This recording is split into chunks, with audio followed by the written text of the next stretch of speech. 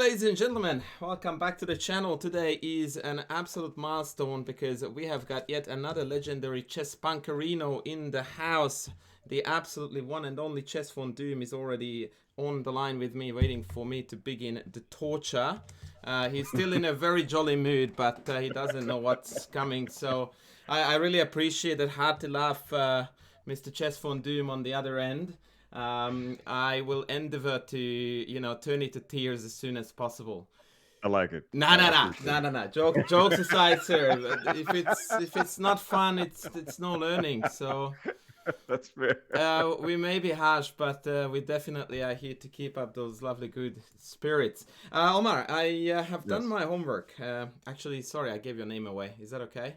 That's fine. That's perfectly fine. Okay, I wanted to call you Mr. Chessvondoom, the taker of souls throughout the whole... I like that too. I bet you do. I mean, dude, you came up with that stuff. It's absolute legendario. And obviously above my head is my logo, which you can't see. But you look like some really awesome combo of a chess player and Terminator and some kind of an Assassin's Creed character. So we have got the whole lot. Yes. So, what I have done was that I looked at many of your recent games, and I think that we are safe to assume that we are going to spend the entirety of the lesson on them. And I'm just going to highlight a few things that I noticed as recurring patterns, or at least ideas that I need to talk about, just so that we can direct/redirect your chess in a couple of ways. Now, this game that I'm going through now was live when I checked your games, so I didn't want to look at this because I don't like to watch people live because they often get flustered and nervous and all that stuff. I believe, not that I want to plug my courses in the first 10 seconds of the video, but do you have my E4 course? The 1E4 course? Yes. Yeah, I thought you did because I saw a mention of that on Twitter. So the move that I recommend in that course is the Milner-Barry gambit with bishop d3. And I recommend you to check that out. A piece of wisdom here for you, which is very generic, but usually you will find is true, is that in these structures, but in a lot of e4 openings, actually you find that this bishop develops first before this one does. There are two reasons for this. One is that it allows you to quickly castle and then work with the rest. But secondarily, and this is often more important, is it's difficult to identify the best square for this bishop immediately. Bishop g5 may look logical, because it picks up a tempo on the queen. But black actually wants to play queen b6 anyway. Right. And so we are guilty of forcing a move that they want to play anyway. And so now this bishop is ending up hanging in, thin air. Queen b3 was, I guess, a reasonably okay reaction to cover everything that was hanging. And here we come to a second issue. So when you have got a pawn chain in any opening, that usually counts as an asset. And in fact, very often, more often than not, you will find that in openings that feature pawn chains, one of the main strategies is to try to undermine and break the chain. So when black plays in this position c5, what they are telling you is, please take me. Because what it does is that it breaks that chain, which is a very annoying thing because it's a rock solid formation, and in order to hurt this, you have to go back to the very basic or base square of that chain. Now, if any time you take out of the chain, so let's assume I make just another move, that makes one part of the chain immediately weaker.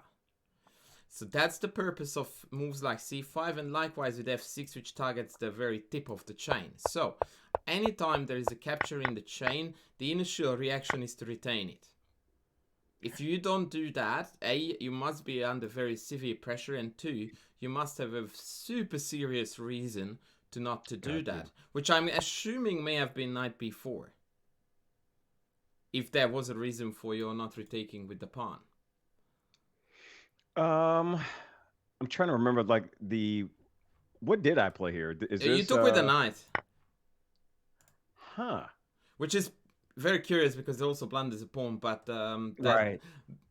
Yeah, that is also part of the issue. But the bigger part of it for me is, well, it's hard to tell actually, both of them, but would be to, why don't we retain this marvelous pawn chain and the space advantage and all the goodies that come with it.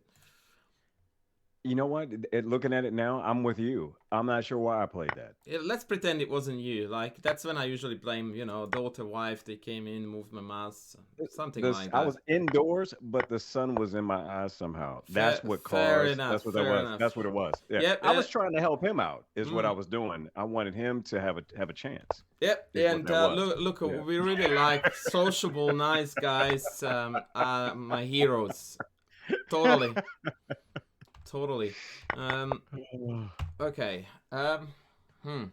So the way I see these positions, and again, I would like to really go back to very basic principles because you would be surprised how far they can take you, is knights before bishops is our generally cruel to developing pieces, right? So knight c3 is guaranteed that this knight 100% is going to go to c3. It doesn't matter how we twist it or turn it, this story is not going to take any other direction that this knight going to c3. So you do that now, because you still don't know where this bishop is going to stand best. It might go to e2, we might go to knight b5, and only when they take, do we take back with a check and a tempo. Gotcha. So we play what's certain first, and then we will deal with the not so obvious afterwards. Because actually, now that I'm looking at it, first of all, it's not an easy move to defend d5 because knight f6 gets captured. Knight e7 is a bit counterintuitive, and you can still take that too and pick off d5. Right. And for example, if the bishop were to move to e6, then you could play the same move that you played in the game with the tempo. And now it seems like your development is gaining momentum, and black is just moving stuff around aimlessly. And that's what natural good habits like knights before bishops and stuff like that give you. Whereas after bishop b5, I would struggle to identify your threat or, like your next move even. Right. So I also have this mania that I really like to know what my students plan to do next when they play a certain move. So very often when they play a move like this, I would be like, so what's your next move? Assume that you were given another go. What would you do? Yeah, when you put it that way, it's once he takes, there's nothing you get. It's just a trade. Well, more importantly, it's not even a day trade because then your knight would come in. But what do you do if it's your turn? Because if you take, I can just take back with the king, and king in the middle in an endgame is fine. I will kick this bishop, play knight f6, bring the rooks here and here. It's totally fine. So the move itself, other than developing your bishop, is not exactly accomplishing an awful lot. You go here, I ask you, but hey, dude, what's your next move? You will go like, dude, I will butcher this pawn. Right. I'm like, yeah, that's it. That's how you play. And then we have got a very clear plan of, okay, if they don't do anything, I will take this. If here they don't do anything, you have nothing. Not that you can do nothing in chess, but the point is clear. Okay, moving on. f6, oh my lord. Okay, I still wouldn't have taken this, by the way. I still would have played knight c3.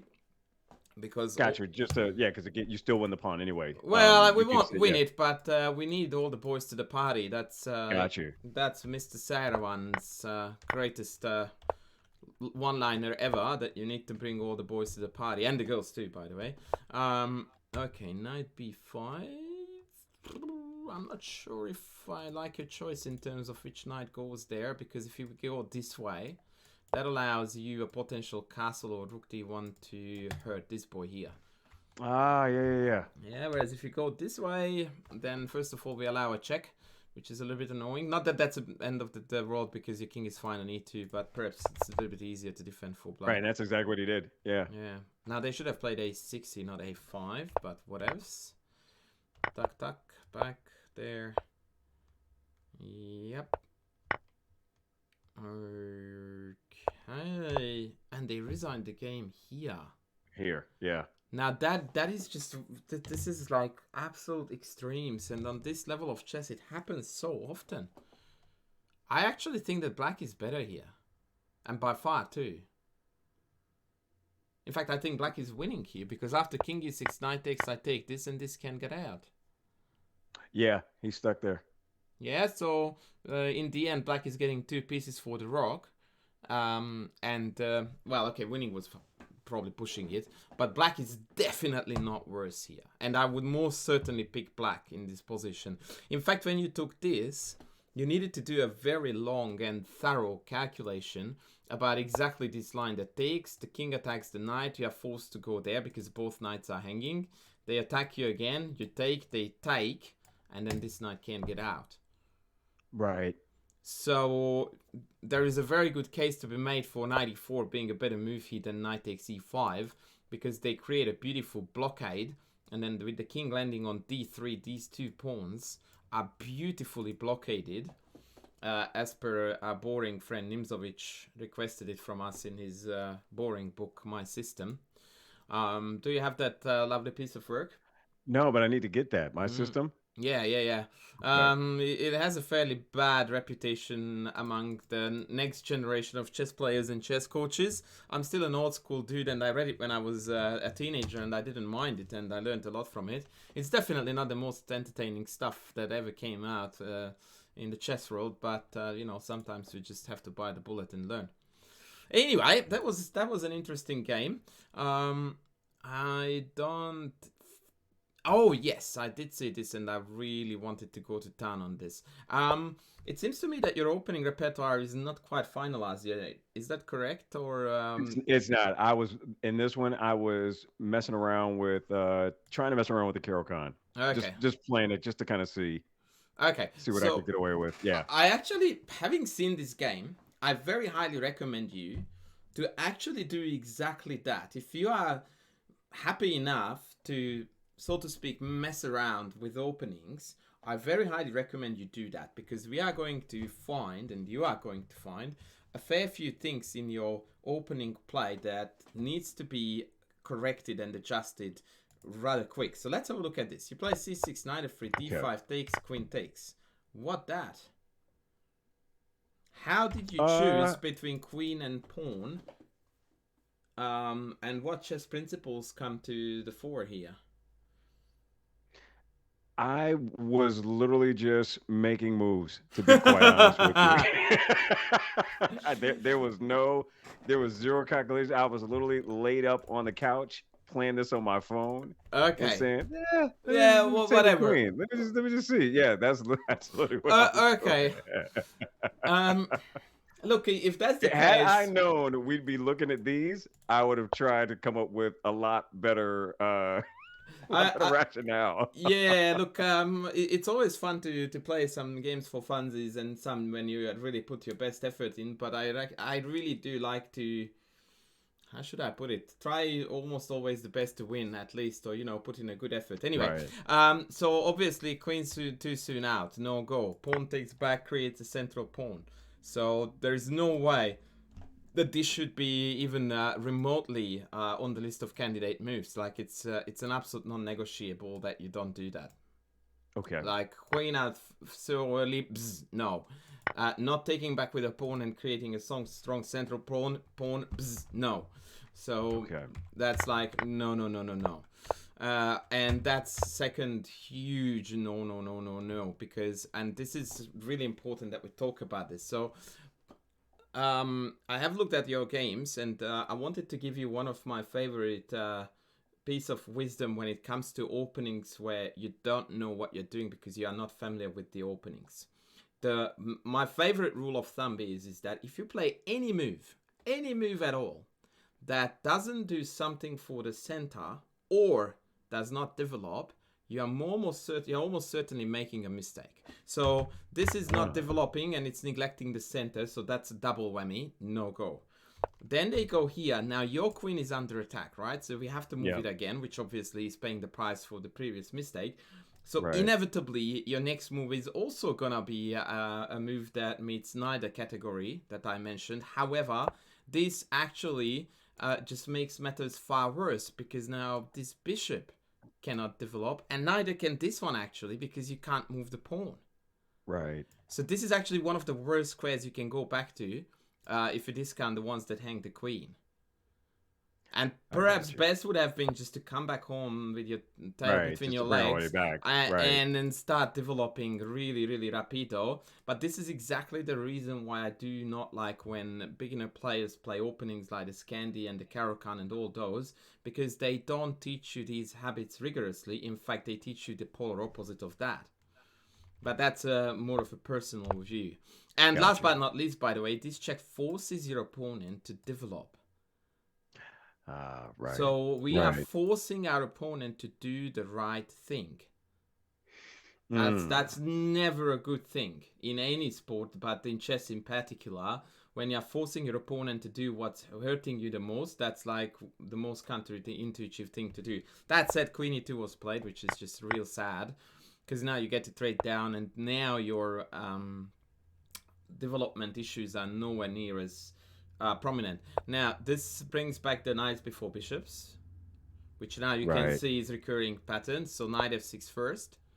More than likely a bishop will go to f5 rather than g4, by the way, because we are controlling here a little bit more, and this is not really a pin anyway. But let's move on. Okay, goodie. Okay, tak. Whoa, now this is always a very shaky situation when you create what appears to be a pin with an unguarded piece. Because then you often become victims of tactics and it actually starts working the other way. Now, I don't know if this is sound or not, because this is going to be similar to the previous game where the knight might get caught. So now black took one piece already for the rock, and it's difficult to see how his buddy is coming out, the knight, from here. So you might come out on top, but I have a terrible feeling that we were unaware of this motive. Right.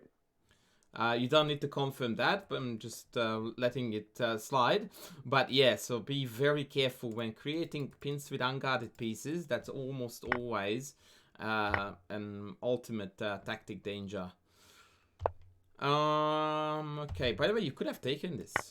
People seem to be very, very reluctant to allow their king to come out to that far, but it's actually a great thing. Your king is well placed there. It's an endgame. You need your king. The rooks will be connected. It's all good.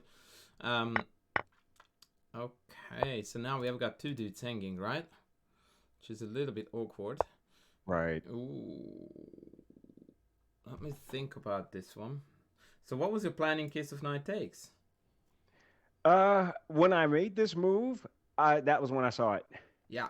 Okay. And I was like, you know what? My B7 is hanging. Yeah. That was immediately what I saw once I did that move. Okay, so what we need to think about here is that this is hanging, and we can't trap the knight in because it will have two squares to go out.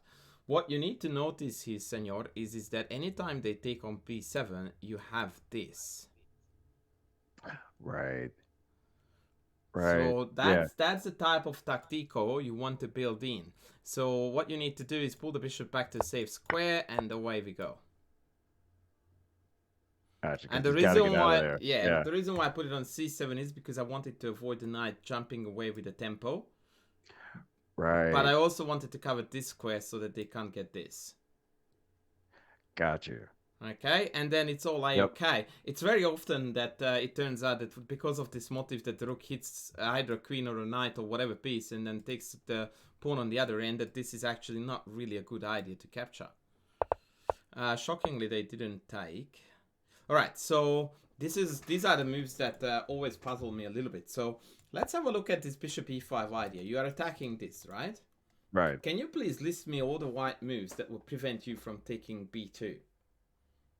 He can just move to rook b2. Rook b1 rather. Rook b1, yeah, but that would definitely not worry you. So keep going.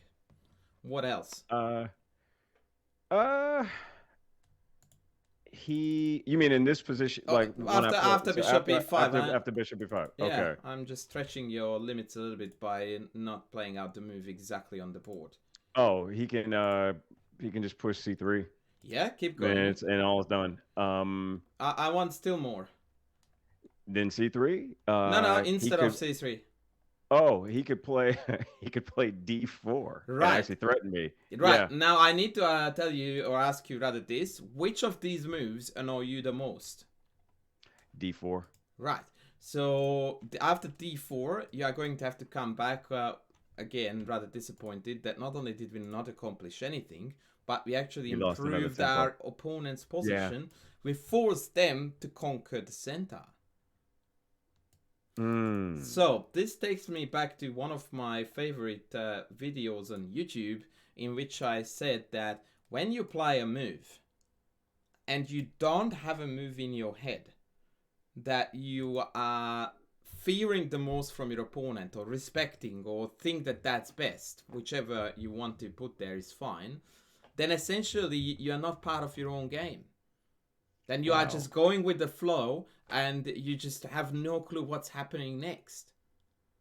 Right? So you are not totally not in control. You have no idea what's gonna hit you.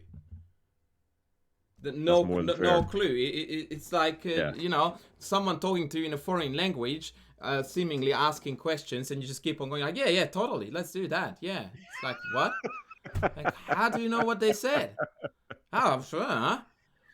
Like, you can't possibly play a move, especially in like bishop e5, which very clearly has a nasty intention, without you having an answer in your head. And it's totally okay, by the way, if that answer is wrong. That's fine. But you must have one. Answer. What do I think they will do? And now you cannot possibly play this move until there is an answer to that question.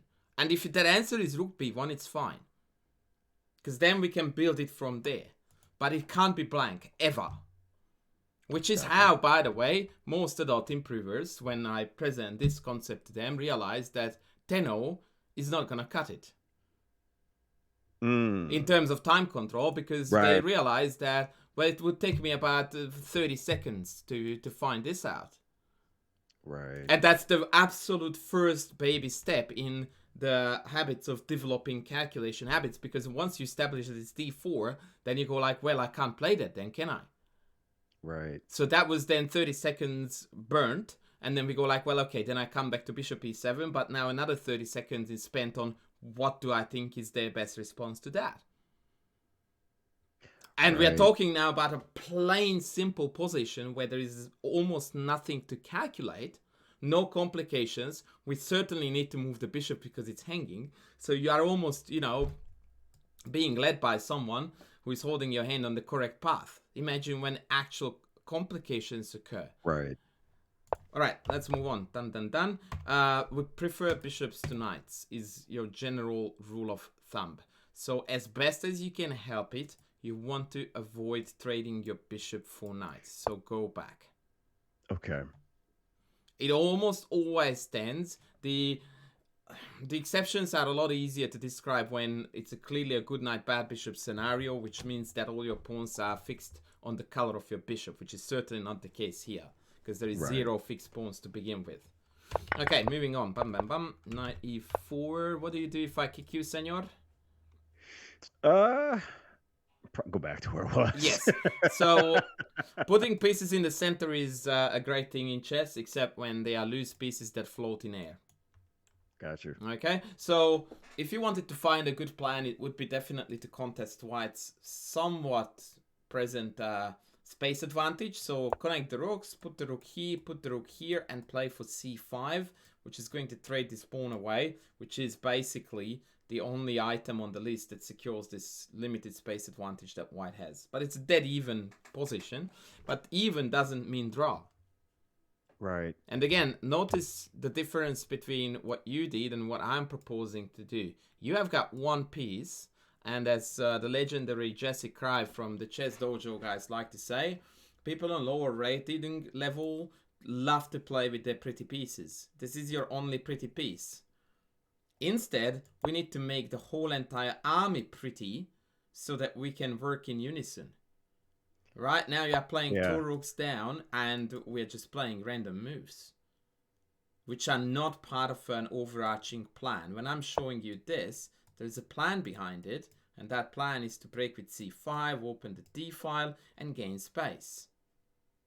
If I ask the same question about what's the plan here, we don't know. Now, taking this would be handy here, because that would create a damaged pawn structure in an endgame scenario, which is always a welcome change. This knight is seemingly going on a very exciting excursion, but all I can see is rook here, knight here, we get kicked and then we come home.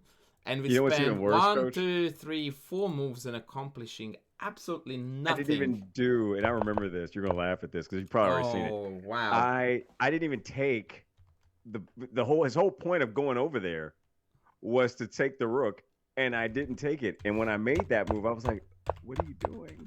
Yeah, but well, you shouldn't have been there in the first place. Yeah. Okay. So I am. Let's pretend this game never took place. So it didn't. It didn't. Yeah. It wouldn't even be playing. And jumping in there, fianchettoing your own knight, and allowing it to not have any escape routes is next level. Yeah, dude, that was mint, absolute mint. I have to say, at this point, by the way, that you are the first guy I have seen in my entire life whose quality of play ranges on the absolute extreme, but like crazy. We played it. we played a game a couple of days or maybe a week ago on stream, right? And if someone told me that this game that I'm looking at now was played by the exact same dude who played that game against me, I would say that is just some kind of, legend or, like a hidden camera story where they try to fool me. It's a prank. Like, no way, dude, no way. Like, you play that game like a boss, and this one is like, well, let's just very quickly navigate away from with the browser because this never happened. Right? So I don't know what possessed you when you played that one or this one, but we need to keep one and tell the other one that nay. Wow, you actually won that game. I won, both of those terrible games. Well, one because they resigned, and then I actually, I think I got made in this one. Yeah, I got made in this one eventually. I think from this point forward, Look at the pigs on the second. That's what Nimzovich calls them. I always forget why it's called the pigs, but it's the pigs on the second. You have a draw here. So if the rook moves wide, then it's going to be a perpetual check. That's as good as it gets. But your opponent casually decided that a worthy finish to this game would be this checkmate. And I agree. I think that this is a very logical and necessary outcome. For that, he got punished for not beating you. All right. Caro-Kann shenanigans. Okay. I happen to have a video on my channel which is about structures. In fact, I've got more than one.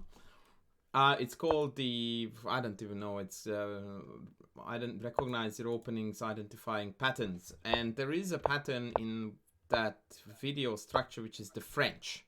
So the French structure is identified by this pawn formation. Yeah. Right. Actually, for this, I'm going to need to open a new analysis board. So this pawn formation is what we refer to as the French structure. And in that video, I talk about the strategies. Mostly that black wants to play c5, f6 to undermine the center. White tends to hang on to it by playing c3. I also mentioned the fact that usually when there are pawn chains on the board, the direction of the chain tends to decide who is playing on which side of the board. So white should attack on the king side, black should try to find play on the king side. Most notably, we need to talk about the pieces here. This is the so-called French bishop, which is the worst part of black's position because it can't develop because it's blocked in by the chain. I got you. Yeah. Now, the reason why I had all this mantra is because when you look at this position, we realize that if we play e6 here, we are entering said structure with actually a tempo down because you played c6 instead of the correct c5, and you voluntarily lock in your bishop. Right? So the whole purpose of why this advanced Caro-Kann line is quite popular from black's point of view, and white's too, by the way, is that black he gets to play an improved French by placing the bishop outside the chain and only playing e6 then, thus avoiding the problem of the French bishop. And all of a sudden, the tempo is far less important. So black is gonna play c5 and knight c6 very shortly after. But the fact that we managed to put this bishop on the outside of the chain is a tremendous accomplishment. Of course, I am now beating my other principle, which was knights before bishops. But here there is a very good reason for doing that. And that is that now your bishop is no longer a problem piece. Right. Question for you, coach. So when you push, when you go to that structure and you push, you move the bishop out, you push that pawn, and then you do that, you're willingly giving that pawn away for free. No, it's covered. Oh, right there. Okay, never mind. Is covered. There are cases, by the way, when it's not, and even then you are actually willing to give it up, because very often you find that once the pawn structure breaks, you can easily attack both of these by moves such as knight d7, which hits both. Okay. In this particular case, you need to remember, although this is really the last line of defense, that you can always check that pawn down. Gotcha. But that would bring the queen out early, and I would rather you not do that. But right, in this case, it's covered. And in fact, in most cases, like if you compare it to the actual mainline French, that's covered. Right. I got you. It's covered all the time, every time. All right, so we needed to play c5, knight c7. And again, this is a bishop before knight problem. So your knight is likely to end up on f5 in this structure via e7 and knight f5. The problem with doing this is that now, where is this guy going? Right. I mean, you can come out this way, but that can turn to be rather shaky. Right. And this is extremely passive too, so it had to be c5, knight c6. Like, you are squashed here so badly. Yeah. Okay, bishop f4, knight there. Yeah, this is looking very, very shaky. But okay, now you got to f5. That's great. Bishop back, c5. I would have considered he castles, because then the rook on the f5 can come handy when you trade on e5. But let's just go. Also, I was a bit worried about g4. That may... Oh, actually, no, this is fine. Never mind. Yeah, we can now drop back. There. Okay, so... Ha! I'm quoting my own videos here, so you have got a bit of a binge watching to do. So, there is a video on my channel which is titled The Push or Not Push Dilemma, which refers to positions like this, where white plays the move c5.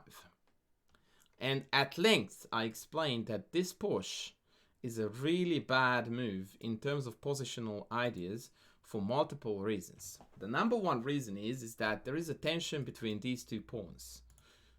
By tension, I mean that there is a mutual ability to capture each other. Right? Now, tension in general in chess is something that you like. Tension is good. Tension creates opportunities, potential to change structure. It's just in general something that you do not like to release, either by taking or pushing, unless you benefit from it. Okay, so that's the general goal. So knight c3 is best move here for white when black can take, but white can recuperate his pawn. This is a question by an answer to your previous question, by the way. Both by simply playing a4 and then e3 and bishop takes, and essentially it's unstoppable. There are other measures here known as well. Long story short, tension, good for us. We do not release it unless we clearly gain something out of it. Now, when white plays c5 here, there is no gain whatsoever associated with the push. There is no more tension, and now I can actually set about immediately undermining this pawn chain.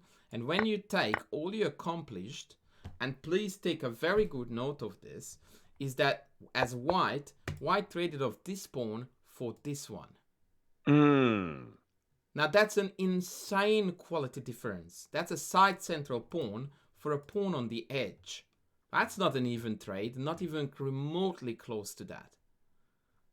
Look what happens. We just traded that for that. That's ridiculous. Huh. Right? If white, I never began to think about this like that. If white attempts to keep the pawn chain, then we play a5, and again we are undermining the whole shebang, and there is no adequate response for white, because if they take here, we take that, and then we are going to win a pawn. If they take this, we of course explode this entire central formation, and again you are going to win a pawn by taking both. And last but not least, if they insist on retaining the chain, which they should try to do, there comes the cold shower that when you take, they can't take back because of the pin. Right. And so basically after c5, b6, this position is already instantly better for black. The other reason why this push is bad is because it allows black to play for a central break, which is based on the idea of playing for e5. Now this is a long-term plan because currently e5 is well covered by white. But the problem with that is that we have the plan of e5, which is reasonably easy to accomplish. They don't really have a matching plan. Their matching plan is to create some play here, but that takes forever. And like I've modeled it or demonstrated it to you already, b6 just destroys this. Now this mistake here that you see is the exact same kind. Gotcha. And that is that you release the tension that was on d4, which meant that white constantly had to keep a guard here and monitor the center. And now it's a sigh of relief for white. Like, oh, okay, no worries. This is no longer under pressure. I can move this knight. I can play f4. I can do whatever. As long as this is here, this knight is very nervous to move away because that immediately weakens the center.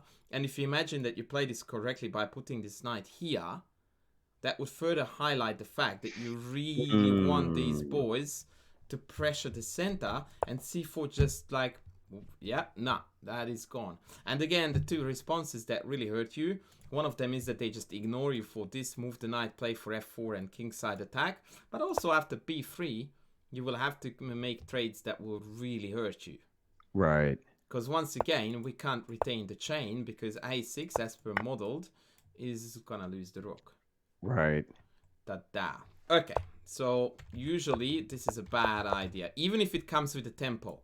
Like imagine the bishop was here. 100% definite no-go. The bishop just slides back and we still have the same issues that before. Right. So tremendously big no-go. Okay. Yep. Like imagine, Omar, how much better queen b6 would have been without you pushing this in. Because then this would have extra pressure here as well. Okay. I don't know why this was played, but we'll pretend that, yeah, sun in your eyes. No, sun, that's what it was. Yeah. Sun, the grass, all that was in my... yeah. All that. So the problem with this is that, so when you created this pawn push, your only logical way to make play on the queen side, which you can still play for, by the way, is to move your queen from the b pawn and then play b5 and b4. So I'm just going to do something silly for white to demonstrate this for you, b4. And now you have a choice. You can decide to now bring the heavies on the b file, take, and attempt to penetrate. Or you can do the coolest thing in the book, and that is to push the pawn and break the very bottom of the chain. And now white is going to have to make some kind of a compromise in order to, you know, manage the situation, because the pawn chain is definitely going to be broken now. Because white can't defend this with a pawn. So if they still pass, then you manage to take, and now this pawn no longer has a pawn support. Alright? Gotcha. So that could become a potential target. This has become a protected pass pawn. Tremendous accomplishments. And also on the a file, you have a very filthy rook attacking this way and hitting that pawn. So this is a really sweet accomplishment. When you do this, that makes this pawn backward. And this makes also the break with the pawn virtually impossible. Right. And so you are dreading the idea in general of having pawns like this side by side with the rank in between them and the pawn behind. So once again, to make it a very generic rule, you absolutely despise this type of pawn layout. Your generic relation to this is hatred. As in you being white, for the record. Because what it does is it creates a lot of positional dramas. It gives up the e4 square. So now if a knight lands on e4, no white pawn can kick it because both of them pass the square. That's already a humongous positional problem because you can never ever fix it. Ever. This is not fixable.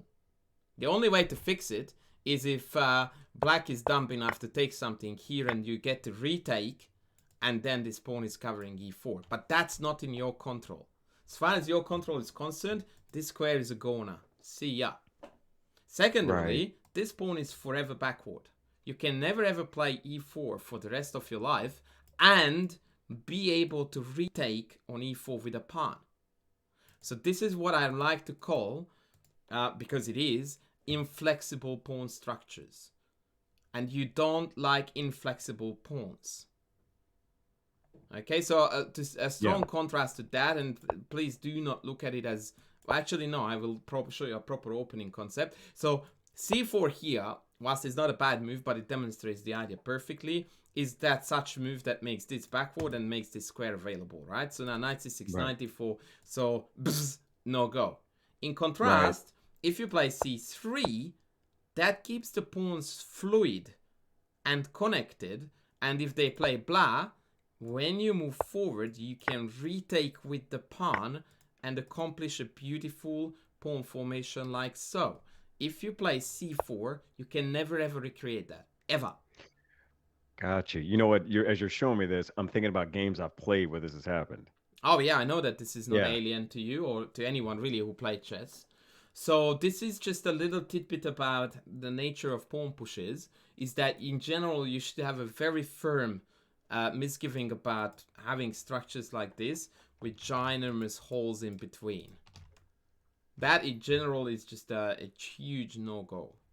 There are lines and openings that justify this, but the generic idea is that as soon as you go like this, you go like, what have I done, man? Alright, moving on. So you can see now how this is hopeless. It's a completely futile effort. You went here, but no more. Right. Whereas if you hadn't pushed this in, then now you would have a very fluid play on the queen side by exactly executing the same moves. But now you would be able to continue. Even if they played a3, just like in the game, you go like, no problems, I can still go. Right. And open up files and diagonals on the side of the board where your play is happening. Whereas now it's just, you have got nothing here, and they will try to kill you here. And that's not gonna be fun. Okay. Alright, so, okay, so the e5 is now the key square on the board. And once this capture takes place, this pawn here becomes, this square here becomes a outpost. That means that you have no pawns controlling this square anymore. You don't have the pawn on the f file to kick this, and the d pawn has already passed. So this is the definition of an outpost. Now you don't really like to give such things to your opponent, and here you didn't have to take that. Instead, you could have come back here with a garbage knight that was on the side anyway. And now, let's say they play blah. When you take, they actually are going to lose the outpost because they have to take on it with a pawn. And ta-da, the outpost is gone. So remember that when a piece cannot retake on an outpost, but it has to be a pawn, that's fantastic news, because that stops it from being an outpost. White can't put anything there anymore. So taking here is counterintuitive, because white very clearly, A, retain the outpost, 2, can back it up. Right. But had you done this first, now white cannot back up the outpost. And so, because this can't jump on the top of the of its body, and there's no other way to hold e5. So whatever they do next, if you choose to take, they are not going to be able to retain that positional trump. And now this position is quite playable, because, yeah, there is no issues with e5. In strong contrast, now, and then note that good bishop, bad bishop. Yeah, so this is your bad bishop because it's completely behind the wall of this pawn chain, yeah? Right. So you treasure this body here like there was no tomorrow, and you do your utmost to not to trade it. Because what this tends to lead to, sir, is a position where we are going to end up with a monstrous knight here against a bishop that is merely an overgrown pawn. This Right. is what This is chess all pawn. literature describes as the good knight, bad bishop scenario. Gotcha. Now you need to have the foresight to see this when we have every single piece still on the board. Like, there is no value in going like, oh yeah, this is pretty bad. Like, that goes back to my initial note on, if you don't know what's gonna hit you, then you are not part of your game, right? Right. So you need to see this 20 years ago, and that's the reason why we shouldn't have taken in the first place. But also, even if we did take, from here on out, you go like, this trade for this is not happening, not under my command. So what you do is you castle, you will challenge potentially the bishop with the knight, but you are not offering a trade of any kind here. Because that takes you, every move that you do for that purpose takes you closer to that dreaded structure. Instead, you will now tell me how we could improve this bishop to the max. So, he's got to get out from where he is. So it's going to take a minute, but if nothing else changed, he could go to D7 to E8, and then now he's freed up. In fact, if he goes to E8, he can eventually reroute himself to G6 with an attack on the, in fact, with a skewer on the queen and the rook. Majestic. So he's going to get one of them. Majestic. Yeah. So this is what you needed to do here, sir. So castles, and I'm just going to do stupid stuff to model the point that you free your bishop. And even if it's not a skewer, now this bishop is actually operating beautifully on the diagonal, covering vital central squares, and just in general, it's a pain in the bum. Right. And you can't take chess souls without having pieces that are total pain in the bum. This is true. So be very mindful of that. So here what you are observing is that you are executing their plan. And I really want you to closely observe this, that white is dreaming to trade down to this versus this and get rid of with all of these.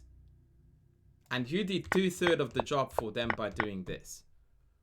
So if now white somehow could trade this for this, they would be sending, a thank you letter and a bunch of flowers and a box of chocolates to you for doing their job. Gotcha. And whilst there is nothing wrong with receiving flowers and chocolate, he's don't want to see it for this. I want to see it for the context needs to be appreciated. Oh man. Okay, this is very ballsy. Reed, it's probably losing, but you're trying to be really tough. Now, once again, we're not playing chess. Right. With a completely undeployed army, and we especially do not initiate fight when we are not there with the boys. Right. Yeah, so that's not gonna end well. And once again, the dreaded question: what was the move that we feared the most after G5?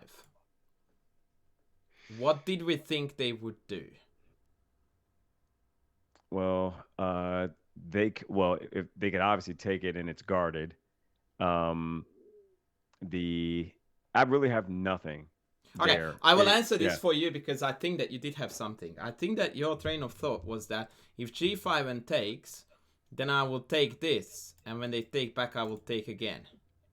That, you know what, now that I'm looking at it, I did have that in mind. I knew that you did. Yeah. I have got this. And I'm like, okay, now, and I'll like, and it gets that knight out of there. Yeah, and I have got these amazing telepathic skills, so I knew that that's what you had. But now we need to take this to the next step, sir. So if that is your plan, the best and most painful policy in chess is to ask yourself this. Okay, how can they reign on my party? My plan is, if they take, I will take, and then we are out. Is there a way for them to screw with me and disallow that to happen?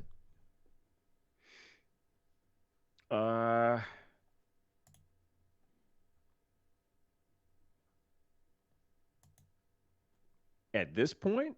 No, after G5. So after G5, okay. So you're calculating your proposed move. So you go like, okay, if I go G5, can they somehow hurt me especially in particular about this plan? Yeah, I think it's what they could just take my knight. Okay, what will you take back with? Yeah. I take back with the queen. Yeah, and what will they do Oh then? wait, no, the I think I thought about this. If they take the knight, if I push G5 and they take, well, I could always just move the queen out of the way. But if they take back, then the queen's under attack. I think I was thinking about that too. Right. So But then I can just retreat her. yeah, but then we lost the pawn, right? Yeah. Which, by the way, is the least of my worries. The big worry here is that we lost the pawn. We traded off again a piece that was somewhat active at least. We are left with zilch, and we cracked open a file against our king that is 75 moves away from castling. Right. So once again, sir, you are doing their job. Gotcha. Right now, the position is reasonably closed, which means that beating you will take effort, despite that your position is pretty miserable and you are not developed, right? But because of it's closed, it's not like they will jump on you and it's mate next. So your absolute utmost interest now is to speed up development and keep the position closed. Look at what you're doing.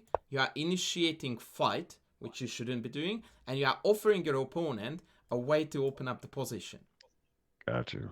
Just so that this whole lesson gets a very broken and ridiculous pattern, I will mention you here that I have a video on YouTube about how to get better at chess, and I broke it down to rating ranges. And in the under 1700 lead chess rating range, my number one piece of advice to people is to identify points in their game when they are actually beating themselves. Because most games under 1700 are not decided by A outplaying B, but simply A playing moves that will lead to their imminent demise immediately. So if you actually stop hurting yourself, we're not even talking about hurting the opponent. Don't worry about that. Stop hurting yourself will lead to an immense increase of won versus lost games. Like, you just do what you need to do. Castles. Are you castled, Omar? No. Are you developed, Omar? No. So this is not a candidate move. Right. Like, how dare you, I would say, if we have had a longer relationship than what we have. Like, dude. No, you can say it. You can say it. Your family. Oh, no, look, but it would sound a little bit out of context, but I would be like, man, like, what happened with our chess principles? Where is your development? Where is your safe king? Right. It's like you are rocking up to nuclear war with a frying pan in your hand. Thinking that you are the tough guy. Be aware. Right? Can't happen. Right. So, yeah, no, not gonna happen. Look, I don't want to torture you too much longer, but I cannot possibly let a chess lesson slide without touching on those ever so crucial tactics. No, it's not torture, man. That's making me better. That's immediately making me better. I'm here for it. This is what I want. I really, really wanted to have a look at how you calculate, which is probably going to be, again, me being very nasty to you, but then again, I'm a man of, no surprises. So you get what you expected. Right. Okay, my layout is still fine. All right, white to move, and we are supposed to deliver a mate here. I want you, Omar, to speak every single concept, idea, thought that goes through your brain now. Everything. I want to be inside your head right now. Go. Okay. So white to move and mate. So the first thing I'm looking at is counting material. So as I look at this, I see that we are down a pawn. Okay. Can I immediately be an incredibly nasty dude? Sure. Counting material should be the absolute last thing you do. Okay. Not the first, the absolute last. Okay. Right? Because I just told you that this is going to be a mate. So I cannot think of one thing that is more irrelevant than material considerations. Okay, that's fair. And in fact, Omar, I very much like to emphasize this to you, that when you are evaluating positions, you should not start with counting material. Ever. Okay. You should, the first thing that you look at is king safety. Because if I put now 3 bishops here, 4 knights here for black, it's still gonna be the exact same mate. Black is about 77 points up and no one cares. Like, the dynamic features of a chess position are almost always far more important, and in fact outweigh the importance of the static features. Material is more or less static unless it can be used. But if I put now a knight here, a rook here for black, then that's just painted wood. Right? They do not cooperate whatsoever in the main events which is played here. Right? So forget about material. We do not care about that at all. What we look at now is that how can I murder this king? Right. And now we are going to listen back to you again. So, talk to me, man.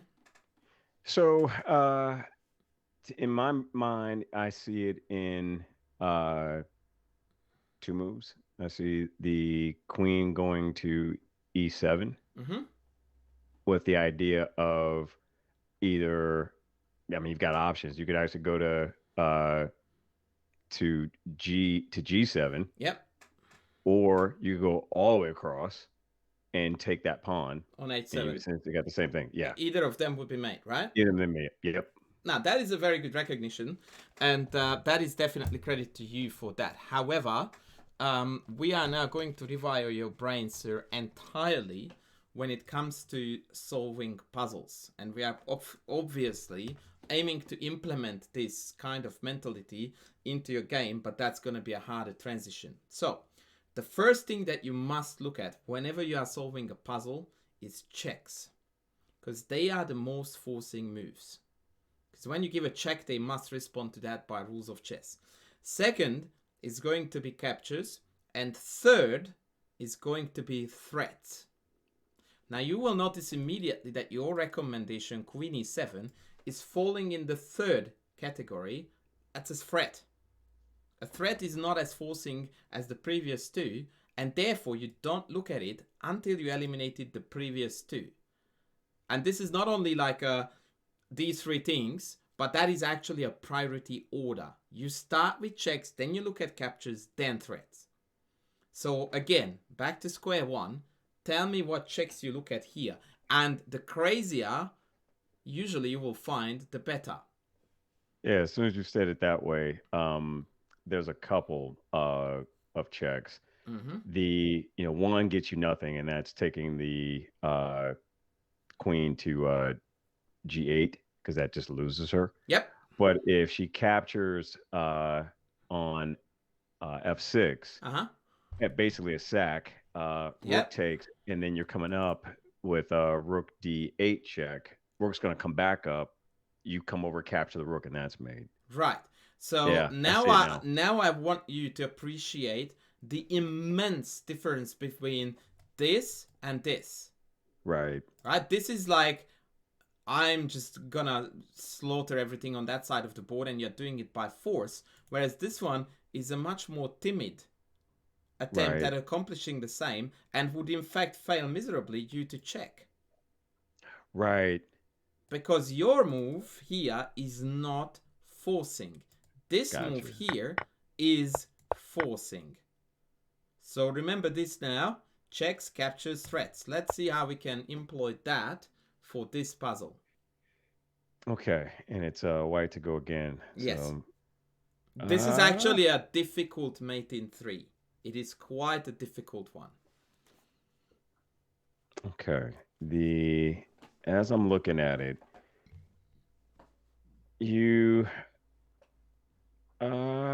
as much as I would love to, because I see a discovery, and as much as I would love to play knight, to move the knight, it's basically moving the knight, but where to move him to. Actually, as I'm looking at this, if you play knight f8, F8, you've got a double check. Right. And so then the question I would have is where can the king go? Where can the king escape to? So the king after that can go to G8. The issue then is what's the check after that, or what are the check opportunities after that? So if the knight is sitting on F8 and the king moves up there, you could move the queen and check again. You're going to lose the knight because he's going to move over there. Hold on. Talk to me with squares, please. Okay, sorry. King moves to G8. Queen goes to Queen E6 check. Marvelous. King takes on F8. Then you're going to move bishop to D6 check. King moves to I think he probably moves. I think E8, and then queen's going to. Hold on, sir. Where is your queen? Queen right now is on E6. So how can the king go to E8 then? Oh, right. Okay, so king goes. Oh, wait a minute. That's it then. As soon as that piece comes up, I think is there a block or something? Something I'm missing? I don't know. It's your position, sir. It's your responsibility. Right. You need to be owning this. Okay, so let me do it again. Knight goes to F8 check. King goes to G8. Queen goes to E6 check. King takes on F8. So the king's sitting on F8. Queen sitting on E6. Bishop then goes to D6 check, and that's mate because the king cannot go back because the queen's sitting on E6. Now, sir, that was a fair dinkum awesome example of how to take a chess soul. That's how I want you to do it all the time. Now, there is one thing that I wanted to ensure that you saw. What's the problem with knight e7 check to begin with? Because that seems to deny the king escaping. Oh,